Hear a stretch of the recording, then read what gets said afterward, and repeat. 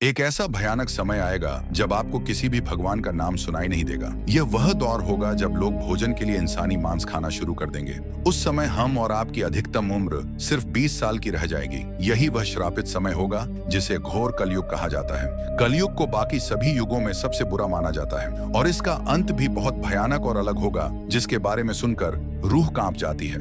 ये सिर्फ सुनी सुनाई बातें नहीं हैं, हमें इसके बारे में भविष्य पुराण में पढ़ने को मिलता है। इस पुराण के अनुसार कलयुग के आखिरी दिनों में एक महाप्रलय आएगी। उस समय धर्म कहीं भी दिखाई नहीं देगा और हर कदम पर सिर्फ अधर्म का ही राज होगा। यह वही समय होगा जब इंसानों की उम्र धीरे धीरे कम होती जाएगी और अंत में सिर्फ 20 साल रह जाएंगी। इसका मतलब है कि आज के 20 साल के बच्चे उस युग के अंत में बुजुर्ग माने जाएंगे और अपनी मौत के करीब होंगे। इतना ही नहीं, बच्चों के बाल भी सिर्फ 2 से 3 साल की उम्र में ही सफेद होने लगेंगे। आजकल के दौर को देखकर आपको लगता होगा कि पाप बहुत बढ़ गया है। भाई भाई का दुश्मन बन रहा है और पत्नियां अपने पतियों को छोड़कर जा रही हैं। पर आपको जानकर हैरानी होगी कि यह तो घोर कलयुग का सिर्फ 1% भी नहीं है। जब घोर कलयुग अपनी चरम सीमा पर आएगा तो पापियों की गिनती करना मुश्किल हो जाएगा। हर तरफ सिर्फ अधर्म का राज होगा और अधर्म एक भूखे राक्षस की तरह हर सेकंड अपने पैर पसारता जाएगा, जिससे उस समय कोई भी इंसान बच नहीं पाएगा। भले ही तब हम ना रहे, पर किसी ना किसी रूप में तो इन सब चीजों को देख रहे होंगे। महाभारत में भी कलयुग के अंत की इस प्रलय का वर्णन है। जैसे जैसे घोर कलयुग आता जाएगा, वैसे वैसे इंसान की धर्म, सच्चाई, पवित्रता, दया, क्षमा, आयु, ताकत और याद रखने की शक्ति में कमी आती जाएगी। प्रलय यही नहीं रुकेगी। महाभारत बताती है कि तब कभी बारिश नहीं होगी।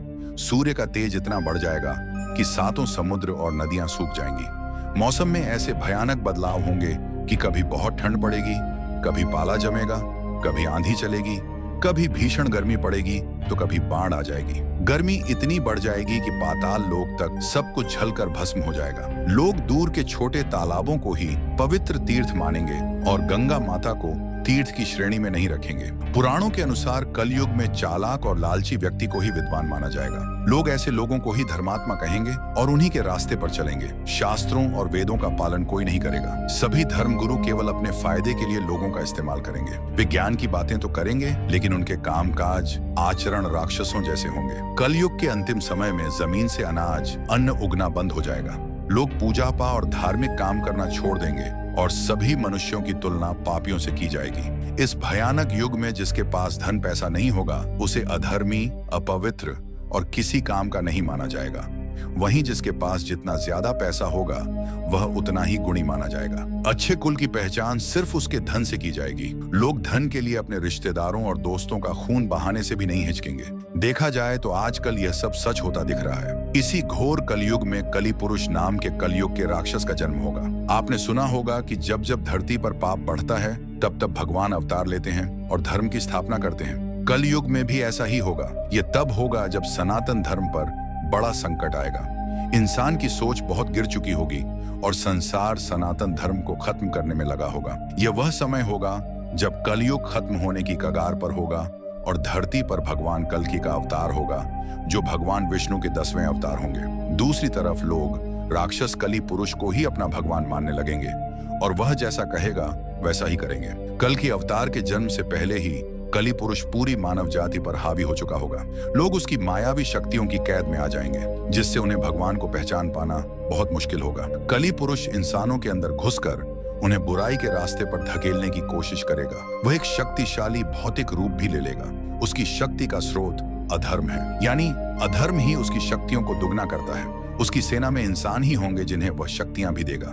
धीरे धीरे इंसानों की शक्ति देवताओं से भी ज्यादा हो जाएगी। इस बार का युद्ध रामायण और महाभारत से बिल्कुल अलग होगा, क्योंकि इस बार पूरी मानव जाति भगवान के खिलाफ होगी।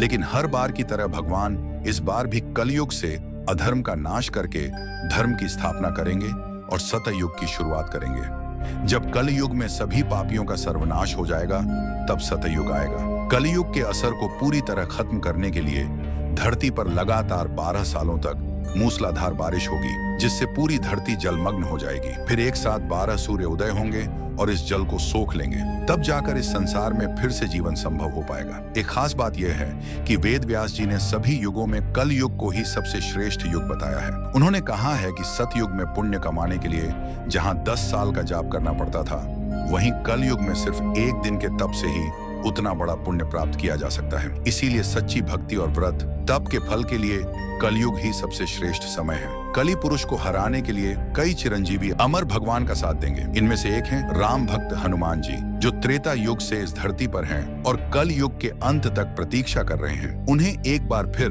भगवान कल्कि के रूप में राम जी के दर्शन होंगे। परशुराम जी, जो विष्णु के छठे अवतार हैं, वह भी जीवित हैं और कल्कि भगवान के गुरु होंगे। कहा जाता है कि वे आज भी महेंद्रगिरी पर्वत पर तपस्या कर रहे हैं और कल्कि अवतार की प्रतीक्षा कर रहे हैं। भगवान कल्कि की 2 पत्नियां होंगी, लक्ष्मी स्वरूप पद्मा और वैष्णवी शक्ति रूपा रमा। उनके 4 पुत्र होंगे, जय, विजय, मेघवाल और बला। भगवान कल्कि का वाहन देवदत्त नाम का सफेद घोड़ा होगा। वह इसी घोड़े पर सवार होकर पापियों का अंत करेंगे, धर्म की स्थापना करेंगे और पाखंड को खत्म करेंगे। पुराणों में बताया गया है कि अभी कल युग का आधा समय ही बीता है, इसीलिए इस अवतार में काफी समय है। कल की पुराण के अनुसार कल पुरुष का पूर्ण अंत नहीं होगा, बस उसकी शक्तियां खत्म हो जाएंगी और वह अगले कल्प में फिर से कलयुग में प्रकट होगा। क्या आप जानते हैं कि कलयुग में कल की अवतार का साथ देने और पापियों का नाश करने के लिए गणेश जी भी जन्म लेंगे। भगवान विष्णु अकेले नहीं आएंगे, उनके साथ विघ्नहर्ता गणेश जी का भी अवतार होगा। कल की भगवान जहां देवदत्त घोड़े पर सवार होंगे,